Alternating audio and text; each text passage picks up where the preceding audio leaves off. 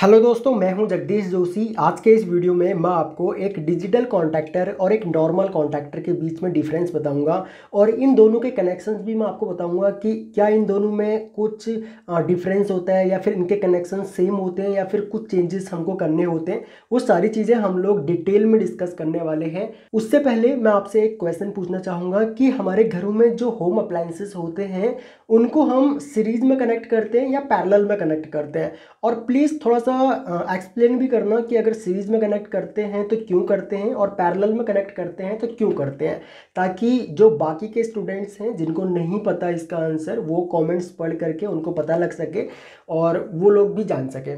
और अगर आप लोग पीएलसी प्रोग्रामिंग, ऑटोकैड इलेक्ट्रिकल या फिर आरएलसी डिजाइनिंग, इनमें से कोई भी कोर्स अगर आप लोग बिल्कुल बेसिक टू एडवांस सीखना चाहते हो तो आप लोग हमारे एंड्रॉयड ऐप से कोई भी कोर्स ज्वाइन कर सकते हो।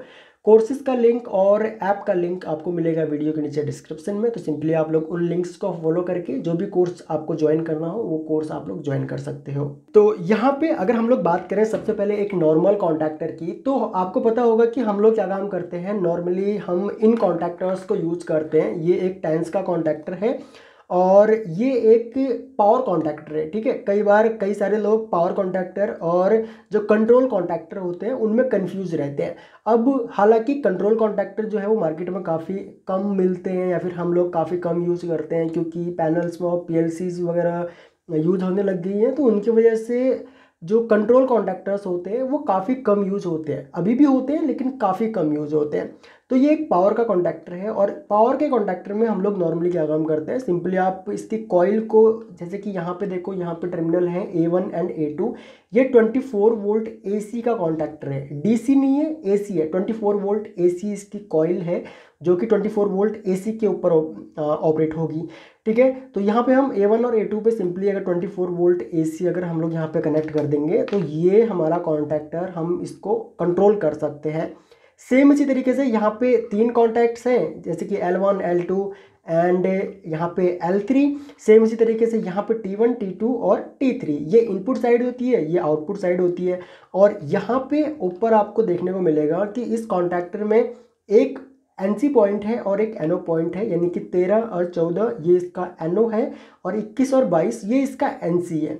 ठीक है, और यहाँ पे आप लोग एक ब्लॉक भी लगा सकते हो। ठीक है, यहाँ पे आप एक ब्लॉक लगा सकते हो और ब्लॉक लगाने से आप लोगों को एक्स्ट्रा NO और NC मिल जाएंगे। चाहो तो आप यहाँ साइड में भी लगा सकते हो। ठीक है, जो ये साइड में आपको दिख रहा है ना, यहाँ पर भी आप ब्लॉक लगा सकते हो। इस साइड भी लगा सकते हो और इस साइड भी लगा सकते हो आप लोग, ताकि अगर आपको एक्स्ट्रा NO NC चाहिए कंट्रोलिंग के लिए तो आप लोग यहाँ पे उसको यूज कर सको। ठीक है, ये तो हो गया अपना एक नॉर्मल कॉन्टैक्टर जो कि हम लोग काफ़ी यूज करते हैं। डिजिटल कॉन्टैक्टर्स तो हो सकता है, मतलब आप लोगों ने हो सकता है देखे भी ना हो, या फिर अगर देखे भी हों तो आपने बहुत कम देखे होंगे डिजिटल कॉन्टैक्टर्स। ओके, और अगर मैं इस कॉन्टैक्टर के रेटिंग की बात करूं तो इस पर हम मैक्सिमम 5.5 किलोवाट तक का लोड कनेक्ट कर सकते हैं इस कॉन्टैक्टर के ऊपर। ओके, और ये है हमारा यहाँ पे डिजिटल कॉन्टैक्टर। और इस डिजिटल कॉन्टैक्टर में क्या है कि यहाँ पे आपको जो आपका RYB जो तीन फेस आ रहे हैं, तीनों फेसेस के बीच का वोल्टेज भी आपको यहाँ पे मिलेगा। यानी कि L1 L2 के बीच का वोल्टेज कितना है वो यहाँ पे आपको मिलेगा। L2 L3 के बीच का वोल्टेज यहाँ पे मिलेगा। L3 और L1 के बीच का वोल्टेज आपको यहाँ पे मिलेगा। जैसे कि आपको पता होगा, हम लोग 3 फेस में जब वोल्टेज को मेजर करते हैं तो पहले हम 2 फेस का करते हैं, फिर इन 2 फेस का करते हैं और फिर इन 2 फेस का करते हैं।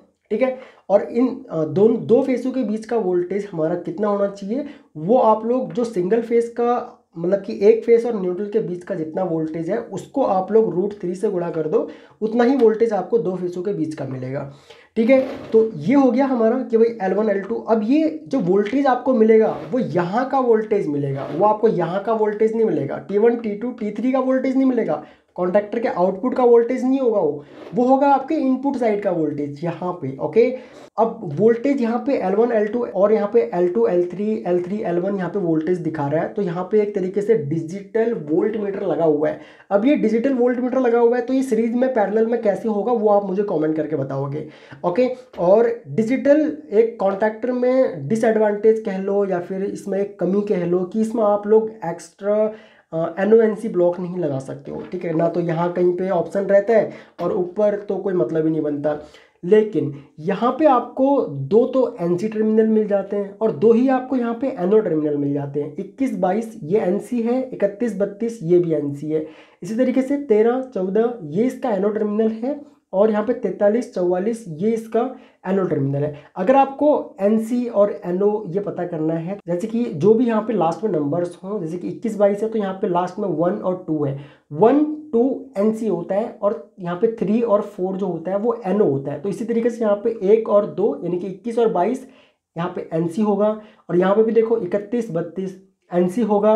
इसी तरीके से 41-42 NC होगा, 51-52 NC होगा, ठीक है। और यहाँ पे अगर मैं बात करूँ तो 13-14 NO, यहाँ पे 43-44 NO और इसी तरीके से अगर आप बात करो तो यहाँ पे 53-54 NO। तो इस तरीके से रहते हैं, ठीक है। और यहाँ पे कॉइल का वोल्टेज, यहाँ पे कॉइल A1 A2, क्योंकि इस कॉन्टैक्टर में भी कॉइल है, जैसे कि इस कॉन्टैक्टर में कॉइल है आपकी, सेम इसी तरीके से इस कॉन्टैक्टर के अंदर भी कॉइल है। तो यहाँ पर भी हमको A1 A2 यहाँ पे 2 टर्मिनल्स मिलते हैं कॉइल के। और ये जो कॉन्टैक्टर है आपका वो 220 वोल्ट पे ऑपरेट होता है, ठीक है। यहाँ पे 220 वोल्ट इसकी मतलब इसको हम लोग कंट्रोल कर सकते हैं 220 वोल्ट से। और यहाँ पे देखो 240 वोल्ट 50-60 हर्ट्ज इसमें दिया हुआ है, 120 से 240 वोल्ट आप लोग इसको दे सकते हो। और मैक्सिमम 51 एम्पियर तक का आप लोग यहाँ पे करंट कंट्रोल कर सकते हो, ठीक है। यानी कि 50 एम्पियर तक का करंट आप लोग इस कॉन्टैक्टर की हेल्प से कंट्रोल कर सकते हो। और आप लोग ना अगर इस कॉन्टैक्टर और इन दोनों ही कॉन्टैक्टर को अगर आप लोग ऑपरेट करके देखोगे, इनको आप लोग कंट्रोल करके देखोगे, ऑन ऑफ करवाओगे, तो इस कॉन्टैक्टर का साउंड आपको बहुत ज़्यादा मिलेगा। जब ये ऑन ऑफ होता है तो बहुत तेज़ आवाज़ करते हैं, लेकिन ये वाला कॉन्टैक्टर जब ऑन ऑफ होता है ना तो बहुत ही कम नॉइज़ रहता है इस कॉन्टैक्टर का, डिजिटल कॉन्टैक्टर का। मैंने एक वीडियो बनाई भी थी इसके ऊपर, अगर आप लोगों ने वो वीडियो नहीं देखी है तो आप लोग एक बार उस वीडियो को भी देख लो। और बाकी इस कॉन्टैक्टर के आपको यहाँ पे देखो, यहाँ पे लिखा हुआ भी है टर्मिनल्स, कैसे कैसे आपको कौन कौन से टर्मिनल्स मिलेंगे और बाकी डिटेल्स यहाँ पे लिखी हुई है कॉन्टैक्टर के बारे में, ठीक है। और इसके टर्मिनल्स के बारे में बात करूँ मैं तो यहाँ पे इसके टर्मिनल्स देखो आप लोग, जहाँ पे हम लोग कनेक्शन करते हैं, मतलब कितने हैवी टर्मिनल्स दिए हुए हैं, क्योंकि 50 एम्पियर तक का आप लोग यहाँ पे लोड कनेक्ट कर सकते हो। देख रहे हो मतलब कितना मतलब हैवी इसके टर्मिनल्स हैं। तो लगभग इसके अंदर मेरे हिसाब से 25 mm की भी आप लोग ना 25 स्क्वायर mm की भी अगर वायर यूज़ करोगे तो वो भी आप बहुत आसानी से इस कॉन्टैक्टर में आप लोग लगा सकते हो, ओके। तो ये कुछ डिफरेंसेस होते हैं एक डिजिटल कॉन्टैक्टर और एक नॉर्मल कॉन्टैक्टर में। इसके और इसके दोनों के अपने अपने एडवांटेजेस हैं। जैसे कि अगर ये वाला कॉन्टैक्टर आप लोग यूज़ करते हो, एक नॉर्मल कॉन्टैक्टर अगर आप लोग यूज़ करते हो, तो यहाँ पे आपको मतलब आपके पास ऑप्शन होते हैं कि भाई आप एक्स्ट्रा NO-NC ब्लॉक यहाँ पे लगा सकते हो। अगर आपको कंट्रोलिंग के लिए ज़रूरत है एक्स्ट्रा NO-NC ब्लॉक की, आप लगा सकते हो। और अगर आपको नॉइज़ का या फिर ऐसा कुछ प्रॉब्लम नहीं है या फिर NO-NC एक्स्ट्रा आपको नहीं चाहिए, तो वहाँ पे आप लोग एक डिजिटल कॉन्टैक्टर की तरफ जा सकते हो। बाकी जहाँ पे आपको अगर साउंड का कुछ रहता है कि भाई ज़्यादा साउंड नहीं होना चाहिए, ज़्यादा नॉइज़ कॉन्टैक्टर ऑन ऑफ करने पे नहीं रहना चाहिए, ज़्यादा वाइब्रेट नहीं होना चाहिए, तो वहाँ पे आप लोग एक डिजिटल कॉन्टैक्टर ले सकते हो, जहाँ पे आपको जो तीनों फेसेस के बीच का वोल्टेज है वो भी यहाँ पे देखने को मिलता है। तो आई होप कि आपको पता लगा होगा कि इन दोनों ही कॉन्टैक्टर्स के बीच में क्या क्या डिफरेंसेस होते हैं। बाकी कनेक्शन सेम होते हैं, इसमें भी आपको सेम कनेक्शन करने हैं, यहाँ पर भी आपको सेम कनेक्शन करने हैं। जैसे कनेक्शन आप लोग यहाँ करोगे सेम कनेक्शंस आपके यहाँ भी होते हैं, ठीक है। कनेक्शंस में कोई भी डिफरेंस नहीं है। बाकी यहाँ पे जो L1 L2 जो यहाँ पे आपको वोल्टेज जो दिखेगा, वोल्टेज के लिए भी आपने कोई एक्स्ट्रा कनेक्शन करने की ज़रूरत नहीं है आपको। जो आप एक नॉर्मल कॉन्टैक्टर में कनेक्शन करते हो, सेम आप इस डिजिटल कॉन्टैक्टर में भी कनेक्शन करो, ये वोल्टेज ऑटोमेटिक आपको दिखाएगा। अंदर ही यहाँ पे इसके डिजिटल वोल्ट मीटर अंदर ही है और अंदर ही इसके कनेक्शंस हो रखे हैं टर्मिनल्स से। फिर भी अगर आपको कोई भी डाउट है इस टॉपिक से तो प्लीज़ वीडियो के नीचे कमेंट करो और जो मैंने आपसे क्वेश्चन पूछे हैं उनका भी आंसर आप लोग करो। और अगर आप लोग ऑटोकैड इलेक्ट्रिकल, PLC प्रोग्रामिंग या फिर RLC डिजाइनिंग कोई भी कोर्स अगर आप लोग करना चाहते हो बिल्कुल बेसिक टू एडवांस, तो आप लोग हमारे एंड्रॉइड ऐप को डाउनलोड कर सकते हो। लिंक आपको मिलेगा वीडियो के नीचे डिस्क्रिप्शन में।